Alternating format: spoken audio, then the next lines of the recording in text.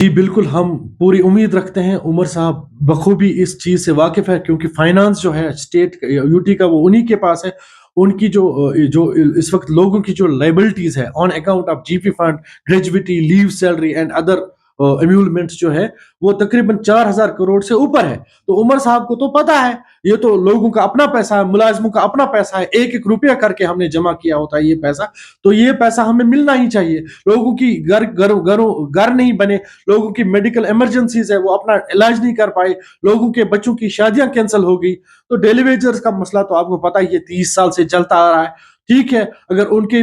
حق میں ایک پالیسی بنانے میں آپ کو ٹائم لگتا ہے، you can take your time, but کم سے کم جو پورے ملک میں ایک منیمم ویج ایکٹ لاگو ہے وہ تو لاگو کریے نا۔ کم سے کم اجرت جو ہے ایک انسان کو، ایک ہیومن بینگ کو ملنی چاہیے as per the law of the country, وہ ان کو دیجیے۔ جو ورسٹ سفرر ہے نا،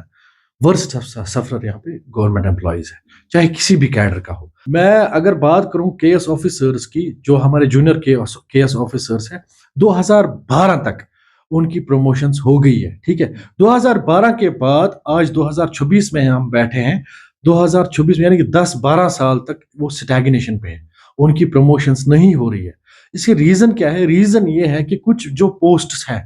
ٹھیک ہے، جو کچھ پوسٹس ہیں، ایک پول میں ان کے لیے پوسٹس ہوتے ہیں، ان کی نان یوٹیلائزیشن ہو رہی ہے۔ پول میں جو ڈائریکٹ کے ایس آفیسرز ہوتے ہیں، جونیئر کے ایس آفیسرز جو ہوتے ہیں، اور جو فیڈنگ کیڈر ہوتا ہے ان کا، جو پروموشن سے آتے ہیں سیکٹریٹ یا باقی ڈپارٹمنٹوں سے، پھر ان کے لیے ایک پول میں ایک کیا بولتے ہیں اس کو، ایک کوٹا ہوتا ہے۔ ٹھیک ہے، اس کوٹا کی نان یوٹیلائزیشن ہو رہی ہے۔ میں آپ کو بتا دوں، اگر ہم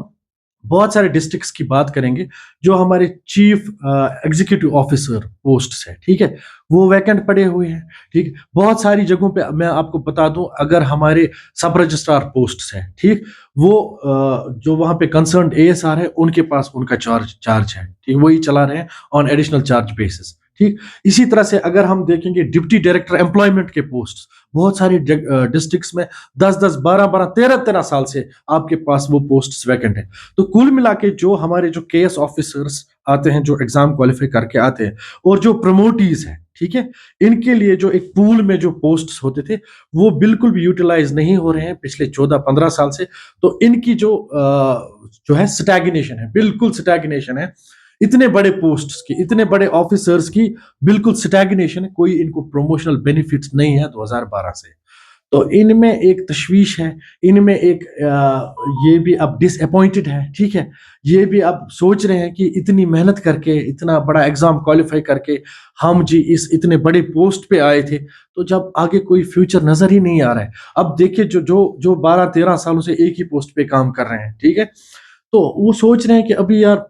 شاید 10-12 سال اور لگیں گے، پھر میری ایک پروموشن ہو جائے گی، پھر کب وہ مطلب اس پوسٹ پہ آئے گا جو اس نے سوچا تھا کہ میں کبھی ڈپٹی کمشنر بھی بنوں، میں کبھی سیکٹری بھی بنوں۔ ٹھیک ہے، جو بیچارہ ابھی BDO ہے وہ BDO ہی ہے، جو تحصیلدار ہے وہ تحصیلدار ہی ہے، جو اسسٹنٹ ڈائریکٹر فوڈ ہے وہ اسسٹنٹ ڈائریکٹر فوڈ ہی ہے، تو وہ اپنے ہی پوسٹس پہ کام کرے۔ یا جو بیچارہ نیچے سے 10-20-30 سال لگا کے آیا ہے، پروموشن لے کے آیا ہے، اب اس کو لگ رہا تھا کہ میرا جو ہے کیریئر پروگریشن ہوگا آگے، ٹھیک ہے، تو وہ بھی اسٹیگننٹ ہے ایک ہی پوزیشن پہ۔ تو مجھے لگتا ہے کہ میری جو LG صاحب سے میں گزارش کرتا ہوں، اور ہمارے عمر صاحب سے بھی گزارش کرتا ہوں، اس میں پرسنلی انٹروین کرے، کیونکہ اتنا بڑا عظیم کیڈر ہے ہمارے جموں اینڈ کشمیر کا، مانا ہوا کیڈر ہے، ٹھیک ہے، تو اس کے لیے ان کو کچھ کرنا چاہیے۔ جو یہ پوسٹ ہے تقریباً، جو رپورٹس آن ریکارڈ ہے، پوسٹ تقریباً 150 پوسٹ ہے جو ابھی یوٹیلائز نہیں ہو رہے ہیں۔